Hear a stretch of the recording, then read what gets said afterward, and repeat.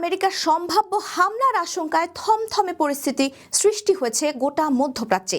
Saudi আরব, কাতার, Oman যে কোনো হামলার বিষয়ে আমেরিকাকে সতর্ক করে দিয়েছে। সৌদি আরবে অবস্থিত ইউএস মিশনে সেনাদের সতর্ক থাকতে বলা হয়েছে। কুয়েতে সাইরেন পরীক্ষার ঘোষণা আর বাহরাইনে গণজমায়েতে নিষেধাজ্ঞা দিয়েছে সরকার। এই নিয়েই আজকের মধ্যপ্রাচ্যের নিউজ আপডেট। সাথে আছি আমি পৃথ্বী বিশ্বাস। চলে যাচ্ছি পুরো খবরে। শুরুতেই কাতারের খবর।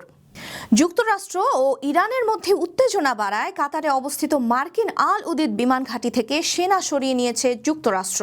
সম্ভাব্য ইরানি হামলার আশঙ্কায় এই সিদ্ধান্ত নেওয়া হয়েছে বলে জানিয়েছে জিডিএন অনলাইন। এর আগে গেল বছরের জুনে ইসরায়েল ইরান সংঘাতের সময় এই আল উদিদ ঘাঁটিতে ক্ষেপণাস্ত্র হামলা চালিয়েছিল ইরান। সেই অভিজ্ঞতার প্রেক্ষাপটে এবার আগাম সতর্কতা হিসেবে সেনা প্রত্যাহার করা হয়েছে।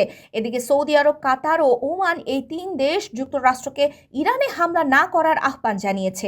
গালফ অঞ্চলের দেশগুলো সতর্ক করে বলেছে, ইরানের বিরুদ্ধে সামরিক পদক্ষেপ নেওয়া হলে পুরো অঞ্চলে রাজনৈতিক এবং অর্থনৈতিক অস্থিরতা ছড়িয়ে পড়তে পারে। অন্যদিকে কাতারের স্বরাষ্ট্র মন্ত্রণালয় জানিয়েছে, নাগরিক, বাসিন্দা এবং প্রবাসীদের নিরাপত্তা তাদের সর্বোচ্চ অগ্রাধিকার। বর্তমান পরিস্থিতিতে প্রয়োজনীয় সব নিরাপত্তা এবং সতর্কতামূলক ব্যবস্থা নেওয়া হয়েছে। একই প্রেক্ষাপটে কুয়েত সরকার নাগরিক ও প্রবাসীদের গুজবে কান না দিয়ে শুধুমাত্র সরকারি নির্দেশনা অনুসরণ করার আহ্বান জানিয়েছে। গালফ অঞ্চলে চলমান উত্তেজনার প্রেক্ষাপটে সৌদি আরবে অবস্থিত যুক্তরাষ্ট্রের মিশনে কর্মরত কর্মীদের সতর্ক করেছে মার্কিন কর্তৃপক্ষ। নিউজ অব বাহরাইনের খবরে এ তথ্য জানানো হয়েছে। নির্দেশনায় বলা হয়েছে, চলাচলের আগে সর্বশেষ নিরাপত্তা আপডেট সম্পর্কে নিশ্চিত হতে হবে। বিশেষ করে যে কোনো সামরিক স্থাপনার আশেপাশে চলাচলের সময় বাড়তি সতর্কতা অবলম্বনের নির্দেশ দেওয়া হয়েছে। একই সঙ্গে কর্মীদের ব্যক্তিগত নিরাপত্তাকে সর্বোচ্চ গুরুত্ব দিতে বলা হয়েছে। সব কর্মীকে পাসপোর্ট হালনাগাদ রাখতে এবং প্রয়োজনীয় কাগজপত্র প্রস্তুত রাখার নির্দেশনাও দেওয়া হয়েছে। এছাড়া জনসমাগম বেশি এমন স্থান এড়িয়ে চলতে এবং অপ্রয়োজনীয় ভ্রমণ সীমিত রাখতে পরামর্শ দিয়েছে যুক্তরাষ্ট্র। গালফ অঞ্চলের উত্তেজনার প্রেক্ষাপটে আগামী 19শে জানুয়ারি কুয়েতে জরুরি সতর্কতার সাইরেনগুলো পরীক্ষা করার ঘোষণা দেওয়া হয়েছে।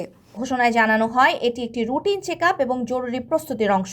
মন্ত্রণালয় স্পষ্ট করে জানিয়েছে, এই পরীক্ষাগুলো সাধারণ জনগণকে আতঙ্কিত করার উদ্দেশ্যে নয়, বরং জরুরি পরিস্থিতিতে সাইরেনগুলো সঠিকভাবে কাজ করছে কিনা তা বুঝতে এবং জনসাধারণকে জরুরি অবস্থায় সতর্ক করবে বলেই করা হচ্ছে। কুয়েত সরকার নাগরিক ও প্রবাসীদের গুজবে কান না দিয়ে কেবলমাত্র সরকারি এবং অফিসিয়াল সূত্র থেকে তথ্য জানতে নির্দেশ দিয়েছে।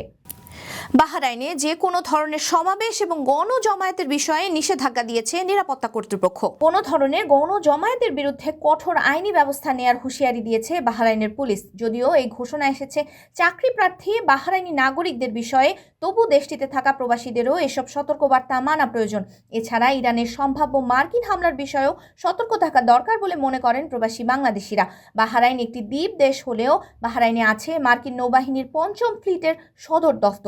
এছাড়া দেশটিতে রয়েছে মার্কিন নৌবাহিনীর কেন্দ্রীয় কমান্ডের সদর দফতর। ফলে ইরান মার্কিন সংঘাত শুরু হলে সতর্ক থাকতে হবে বাহরাইনে থাকা বাংলাদেশি প্রবাসীদের। এই ছিল মধ্যপ্রাচ্যের নিউজ আপডেট। আল্লাহ হাফেজ।